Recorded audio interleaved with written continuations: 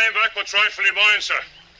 That thieving young rascal made off with some horseshoes and a bag of nails from my smithy.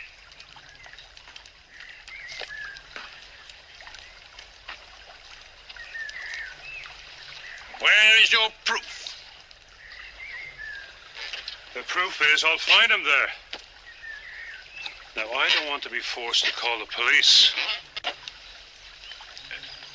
These people are guests of mine, but you are trespassing, Mr. Thorne. I'm not frightened of you, Doctor. Get off my land!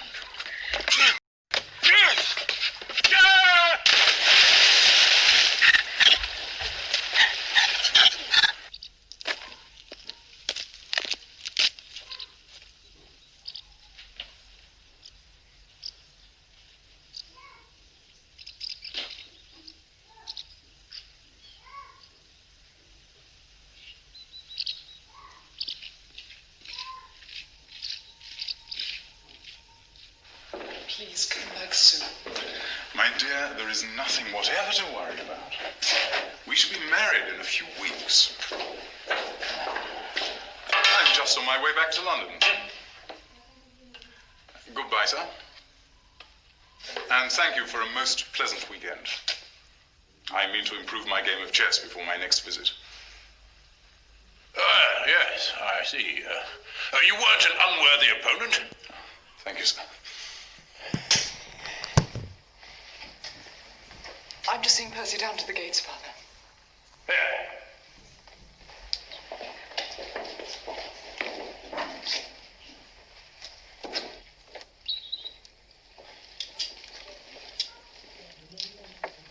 Drive on and wait for me by the gate, would you?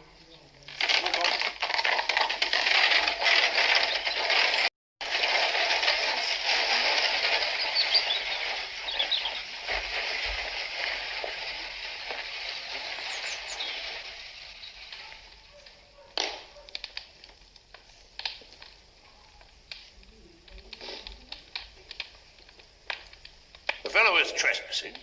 He had a ducking, and that is all. Father, I cannot believe that Thorne would deliberately... Damn it, woman. Are you part of the conspiracy against me, too? No, Father. I live here.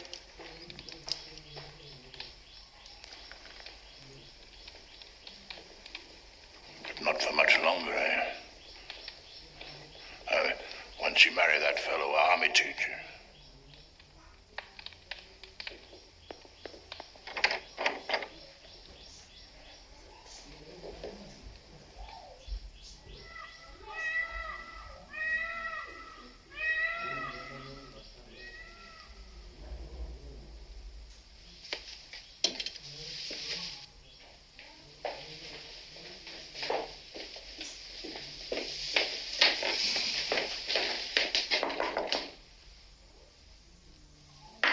Yes, what is it? Father, what has happened to my room? The builder's found a fault in the structure. Better sleep in your sister's room till they've finished working on it. Julia's room. I can't sleep in there. Why not, pray? I can't. What is the matter? It's a perfectly good room. I've instructed the housekeeper to prepare it for you. Now run along your baggage. Good night.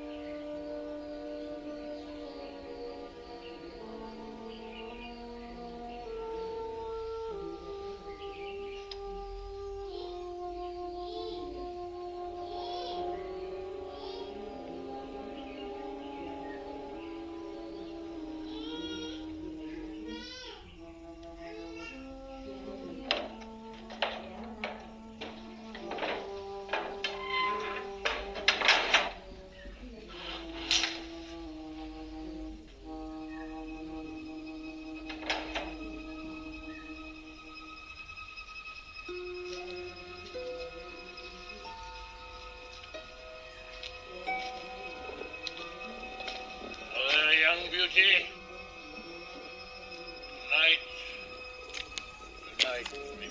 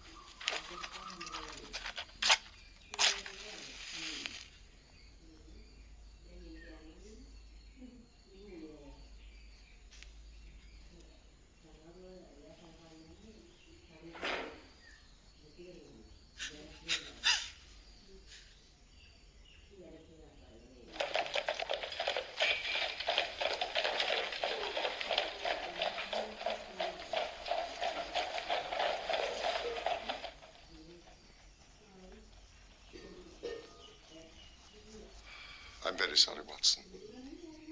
But it seems to be the common lot this morning.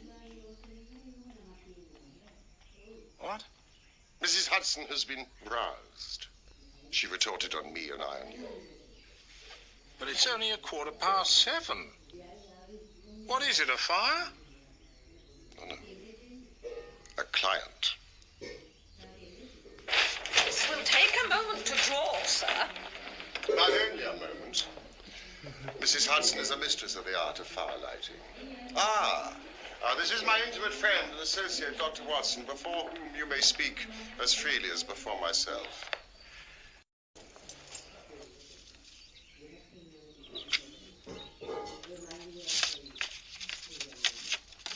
My dear Helen, it is difficult for me to advise you since you present so few facts, but I know you to be a sensible girl not prone to hysterics. As one of your poor dear mother's oldest friends, I can only suggest that if your fears persist, you should contact Mr. Sherlock Holmes at 221B, Baker Street. Farintosh, oh yes, I do remember the case. It concerned an opal tiara. I think it was before your time, Watson. Thank you, Mrs. Hudson. Mrs. Hudson, do you think you could bring this young lady a hot cup of coffee? For I observe you are shivering. It is not cold which makes me shiver. What then? It is fear, Mr. Holmes. It is terror. No, you must not fear. We shall set matters right, have no doubt. You have come by train, I see, this morning. You know me, then? No, but I observe the second half of a return ticket in the palm of your left glove. You started early, but you had a drive in a dog cart along heavy roads before you reached the station. But there's no mystery, my dear lady. The left arm of your jacket is spattered with mud in no less than 7 places. The marks are fresh. There is no vehicle, save a dog cart, which throws up mud in that particular way. And then only when you sit on the left-hand side of the driver. You are perfectly correct. Sir, I can stand the strain no longer. I shall go mad if it continues.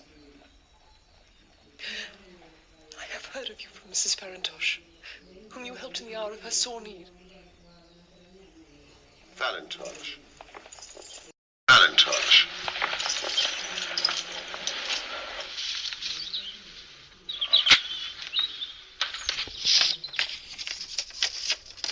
My dear Helen, it is difficult for me to advise you since you present so few facts, but I know you to be a sensible girl not prone to hysterics.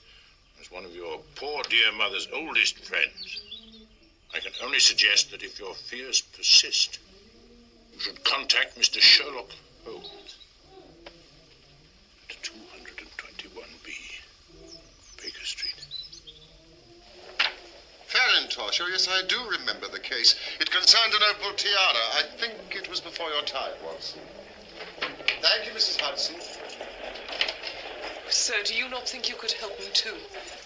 At present it is out of my power to reward you, but in a few weeks I shall be married with control of my own income. I shall be happy to devote the same care to your case as to that of your friend. As for reward, my profession is its own reward. But you are at liberty to defray whatever expenses I may be put to at the time which suits you best. And now, I beg you, lay everything before us which may help us form an opinion upon this matter. My name is Helen Stoner. I live with my stepfather, Dr. Grim, who is the last survivor of one of the oldest Saxon families in England. The Roylotts of Stoke Moran, the name is familiar to me. He is a doctor by profession, a skilled one. For some years he had a large and flourishing practice in India, in Calcutta. Ah. Dr. Watson has also practiced medicine in India. Yes. Attached to the 5th Northumberland Fusiliers. Pray continue, Miss Stoner. In Calcutta he married my mother. She was the young widow of Major General Stoner of the Bengal Artillery. I was only 2 at the time of Mother's remarriage, and my sister, Julia, was 5 years older. Our mother had a considerable sum of money, not less than 1,000 a year, and this she bequeathed to Dr. Roylott entirely while we resided with him. Forgive me, your mother has passed on? Shortly after our return to England, she was killed in a railway accident near Crewe. My stepfather then abandoned his attempts to establish himself in practice in London and took us to live in his ancestral home at Stoke Moran. But the money your mother left you was enough for all your wants, so that was no obstacle to your happiness. A terrible change came over my stepfather. Instead of making friends and exchanging visits with our neighbours, who at first were overjoyed to see a Roylott back in the family seat, he shut himself up in the house and indulged in ferocious quarrels. At times it was, and still is, hard to keep him out of the police courts. He's become the terror of the village. Does he permit any visitors? None. Save my fiancée, and some wandering gypsies. Gypsies? Vagabonds, whom he has given leave to encamp on his land. Sometimes he goes away with them for days at a time. You can imagine from what I'm saying that my poor sister Julia and I had no great pleasure in our lives. No servant would stay long, so we did all the work of the house. She was but 30 when I lost her. But already her hair had begun to whiten, even as mine has. Your sister's dead? Just 2 years ago. It is of that I wish to talk to you. Oh, yes, yes! Oh, no. Watch this! Watch! Living the life we did, we were little likely to see anyone of our own age and position. But we were occasionally allowed short visits. Stop it! No, stop it! 2 years ago, Julia half-pay Major of Marines, to whom she became engaged. Your stepfather approved of the match? He raised no objection at all. But a fortnight before the wedding, the terrible event occurred which deprived me of my only companion. Pray, be precise as to details. It is easy. Every event of that night is seared into my memory. It was late, about 11. Julia had come into my room. About 11. Julia had come into my room.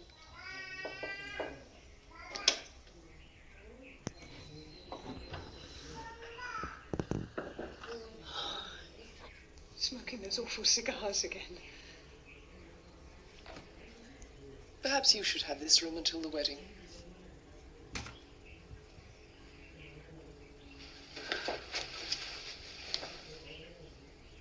Oh, Helen. Oh, I feel so happy. And yet wretched that I'm leaving you here alone. My turn will come. I shall miss you. You won't. I'll come and stay. Besides, your major has promised to find me a brother officer of equal rank and infinitely better looking.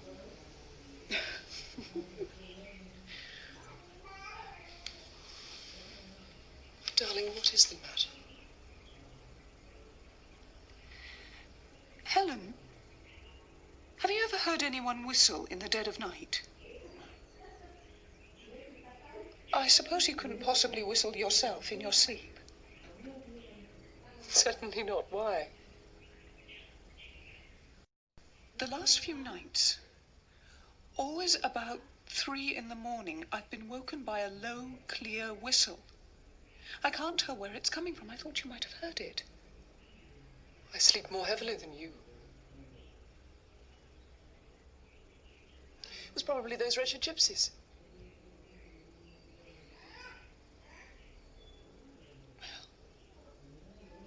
Never mind.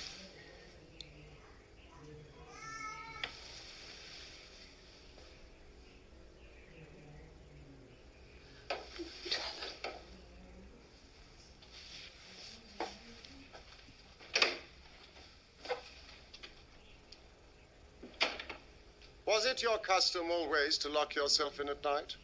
Always. My stepfather has a passion for Indian animals. A leopard and a baboon wander freely over the grounds. Julia and I had no feelings of security unless our doors and windows were locked. I couldn't sleep. I had a vague feeling of misfortune.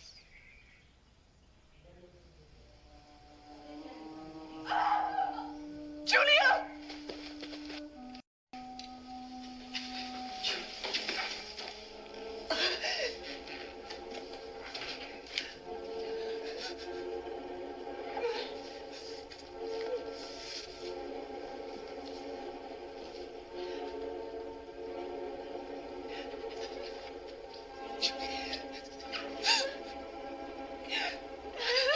Please help me!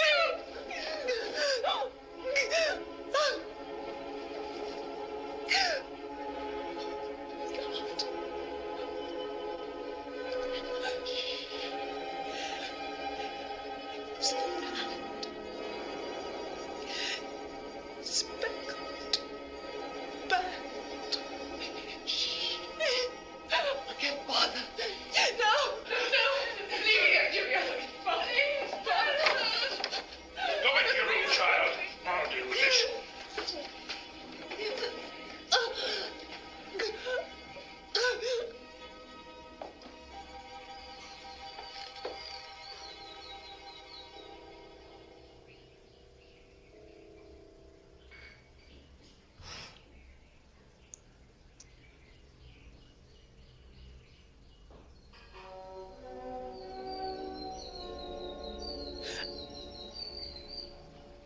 I am sorry, gentlemen.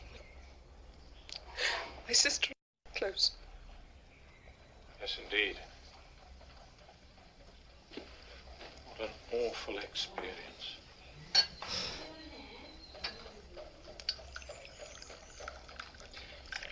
And you've no idea what might have caused... This whistle and a metallic sound, you can swear to it. It was my strong impression. I may possibly have been deceived. Was your sister dressed? No, she was in her nightdress. On the floor there was a candle and the charred stump of